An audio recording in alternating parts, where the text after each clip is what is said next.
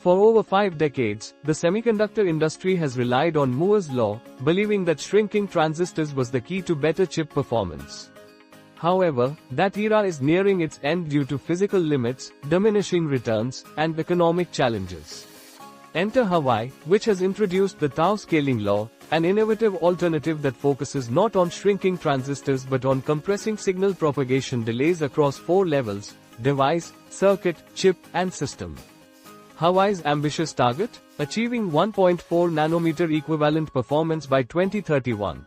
TSMC is close behind, aiming for the same by 2028, indicating a rapidly closing competitive gap. With 381 chips already mass-produced under this new principle, the upcoming Kirin chips set to utilize the logic folding architecture in fall 2026 signify a major shift. This isn't just a minor improvement, it's a paradigm shift that could redefine the semiconductor landscape. Initially, I was skeptical about the future of the chip industry, believing it had hit a wall. The death of Moore's law seemed imminent. But learning about Tau scaling opened my eyes to a different route forward. Today, I'll delve into this new principle and explain why it's a significant development, not merely an incremental enhancement. The core challenge is clear. Moore's law has historically dictated the pace of innovation, marking a trend of doubling transistor density every 2 years. Yet now, the industry must face the stark reality of physical and economic barriers that preclude further shrinking of transistors. This pressing issue propels the demand for entirely new methodologies. Within this context, Huawei faces unique challenges, particularly due to US sanctions that limit access to advanced EUV lithography machines from ASML. While many believed these sanctions would stifle Huawei's ambitions, they instead catalyzed a search for innovative solutions. Instead of competing with TSMC on shrinking transistors, Huawei has embraced a revolutionary alternative approach by focusing on optimizing the speed and efficiency of signal transmission.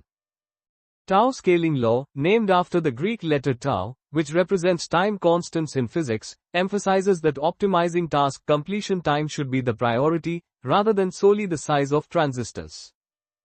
By improving the speed at which signals travel within the chip, Huawei demonstrates that enhanced performance can be achieved without the necessity of smaller transistors. This transformative method shifts the focus from merely reducing transistor size to enhancing the overall architecture of chips, making it a game changer in the industry. Now, let's examine how Tau scaling operates in practice, which is pivotal to understanding its effectiveness.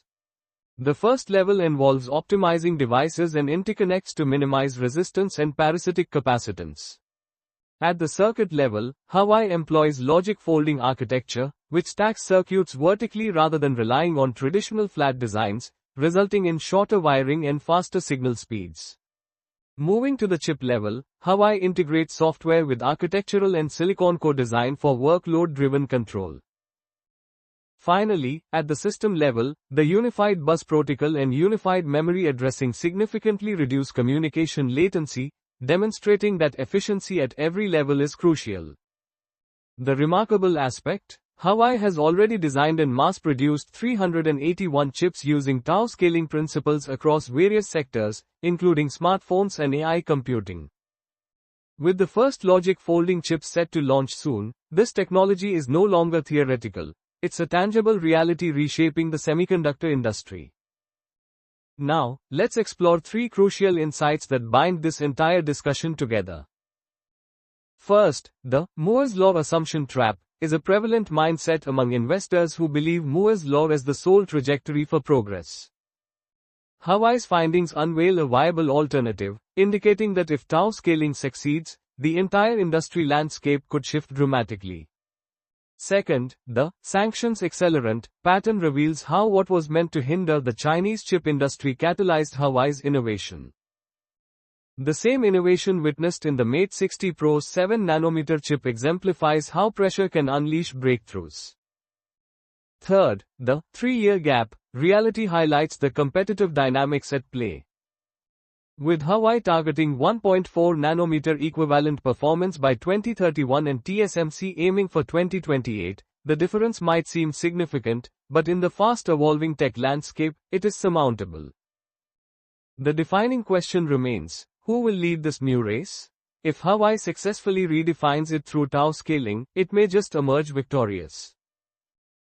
For those in the semiconductor industry, it's crucial not to dismiss Huawei's advancements as mere bluster. With 381 chips already on the market and more on the horizon, it's clear that architecture innovation will play a pivotal role in future competition. Investors should keenly observe the performance of the upcoming Kirin chips and how this emerging technology could alter the competitive landscape permanently. As we conclude, I invite you to reflect, are tau scaling law and logic folding genuine breakthroughs, or is Huawei overhyping untested technology? Share your thoughts in the comments. I value each response. Don't forget to like and subscribe for more insights into the evolving chip industry and the players reshaping it. Until next time.